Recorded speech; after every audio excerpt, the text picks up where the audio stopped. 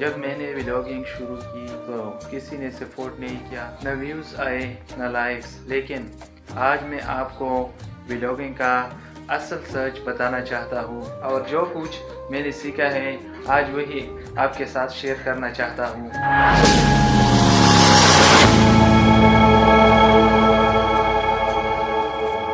السلام علیکم دوستو، میرا نام ہے صاحب افریدی، آپ دیکھ رہے ہیں صاحب بلاگر چینل۔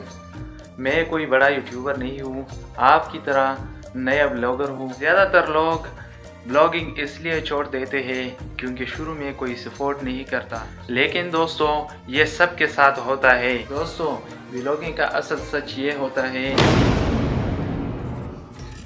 پہلا ولاگ اکثر کوئی نہیں دیکھتا۔ ولاگنگ میں مہنگی موبائل نہیں، سچ اور مستقل مزاجی چلتی ہے۔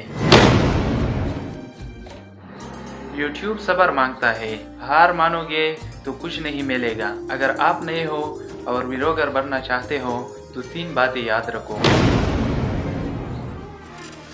موبائل سیدھا رکھو، آواز صاف ہو۔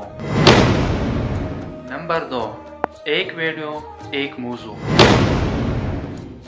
نمبر 3، ہفتے میں کم از کم 2 ویڈیو ضروری ہے۔ تو دوستو اگر میں ولاگنگ کر سکتا ہوں تو آپ بھی کر سکتے ہو۔